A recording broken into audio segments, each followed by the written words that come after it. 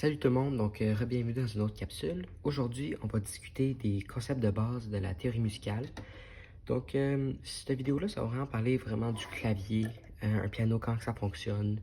Donc, on va aborder le sujet des octaves, de l'identification des notes, puis plein d'autres choses. Fait que là, premièrement, c'est important de savoir c'est quoi un octave.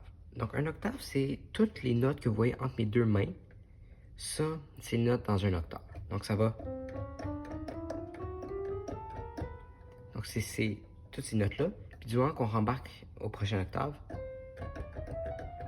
je sais pas si vous avez remarqué, mais c'est les mêmes notes qui jouent, mais plus aiguës. Donc là, on a un octave, et là, on a un autre octave.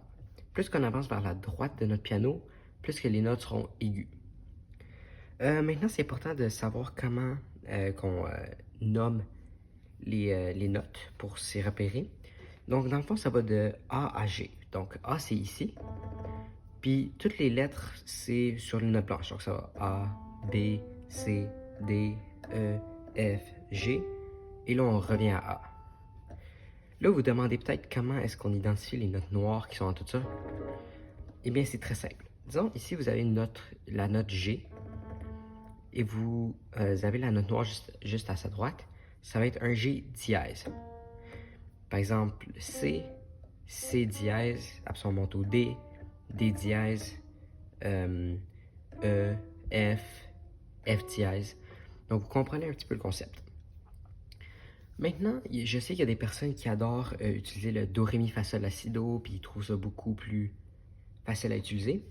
Personnellement, moi, je trouve que le système de lettres est plus concret parce que juste vous allez dans l'ordre de l'alphabet, il faut juste que vous sachiez c'est où que ça commence.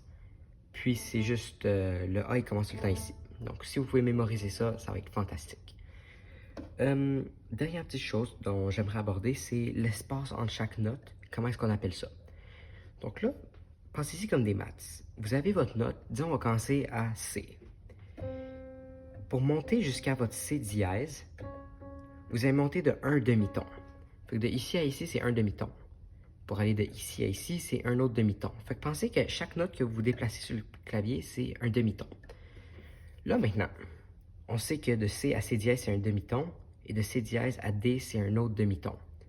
Donc, une demi plus une demi, ça donne un. Donc, l'espace entre les deux notes blanches ici, c'est un ton. Ici, ça va être la même chose, un ton.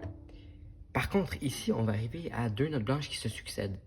Là, attention, c'est pas un ton, c'est un demi-ton, vu qu'il n'y a rien qui les sépare. Donc, on va juste continuer de monter de un demi-ton, un demi-ton, etc. Donc ça, c'est pas ultra important, mais ça va être important dans votre grille MIDI Ableton lorsque va venir le temps de créer des accords et tout ça. Justement, votre grille MIDI Ableton, c'est très important de savoir que c'est comme un piano, mais qui est sur le côté. Donc, c'est comme si on prenait la caméra, là, puis on la tournait, puis ça, c'est les notes de la grille MIDI. Donc, si vous allez voir dans l'onglet concept de base, la grille MIDI Ableton sur le site web, vous pourrez voir une comparaison directe qui explique le lien entre les deux. Donc, merci beaucoup d'avoir écouté et je vous revois dans la prochaine capsule.